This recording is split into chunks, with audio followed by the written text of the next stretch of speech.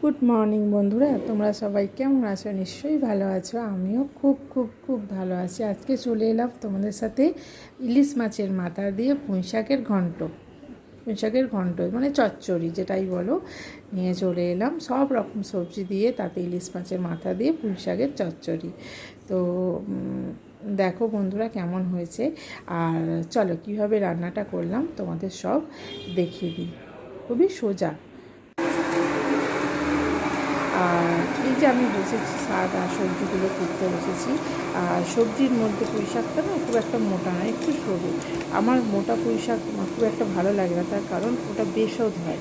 একটু সরু পুঁই শাক হলে ওটা স্বাদ প্রচুর হয়, তার জন্য আমি একটু সরু পুঁই শাকটা পছন্দ করি। তো দেখো পুঁই শাক নিয়েছি, তার সাথে সবজি নিয়েছি কি জানো, ঝিঙে। পুঁই শাক এমন একটা জিনিস যার সাথে অনেক রকম সবজি পাইল করে দেওয়া যায়, আর তত খেতে ভালো হয়। তো আমি সাধারণত কুমড়ো দিই, কচু দিই, ঝিঙে দিই, বেগুন দিই, আলু দিই, এইটা দিয়ে আমি পুঁই শাক রান্না করি, বুঝেছো?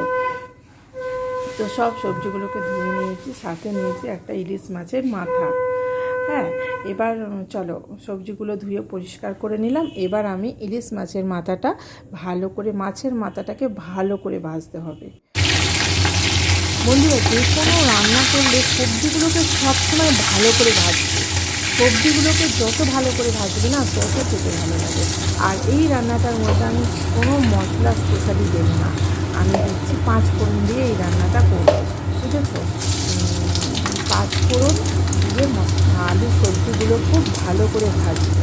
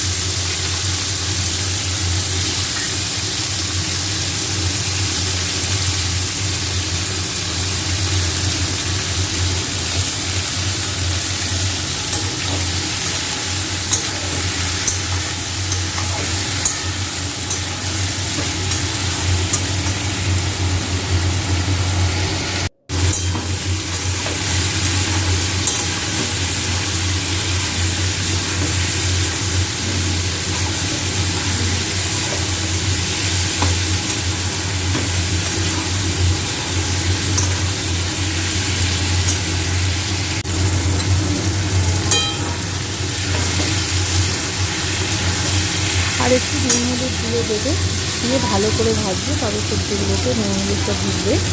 আর এবার আমি পুঁই শাকগুলো দিয়ে দিলাম, পুঁই শাকগুলো দিয়ে। আর এই রান্নাটা বন্ধুরা আমি করবো টোটালি জল দেবো না। তারপর যদি শেষে মনে হয় আমার জলের প্রয়োজন আছে সামান্য, তো আমি সামান্য জল দেবো। পুঁই শাক সব সময় একটু জল, যতটা জলকে ইগনোর করবে ততটা পুঁই শাক ভালো টেস্ট হয়। আর তার জন্য আলু কুমড়ো যেগুলো সবজিগুলো দেবে সেগুলো একটু ছোটো ছোটো করে কাটবে, জলের প্রয়োজন এই বেশি হবে না। দেখো, এইবার আমি শাকটাকে নেড়ে দিলাম, নেড়ে দিয়ে আর আমি ঢাকা চাপা দিয়ে দেবো, ঠিক আছে? আর ঢাকা চাপা দিয়ে আসবো অন্তত 10-15 মিনিট পর আসবে।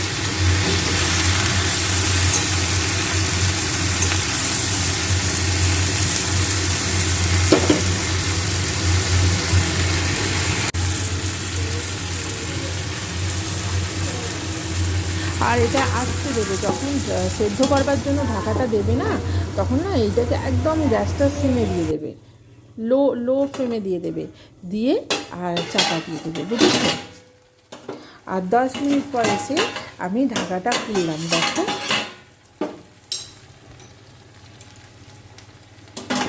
আর শাকে নুনটা তো আমি ঠিক মতোই দিয়েছিলাম, নুন লাগবে না, কিন্তু মিষ্টি লাগবে, মানে চিনি লাগবে।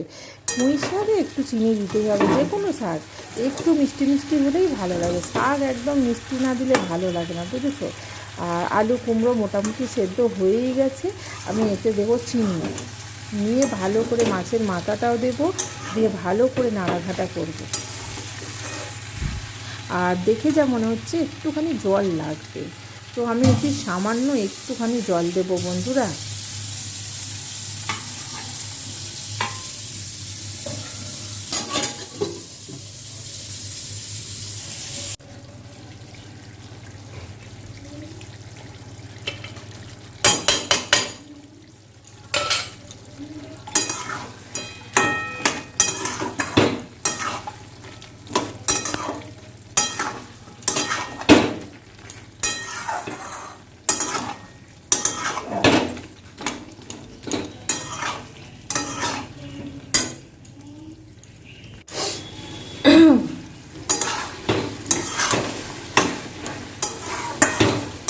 দেখেছো বন্ধুরা ভাতটা কেমন দেখতে লাগছে।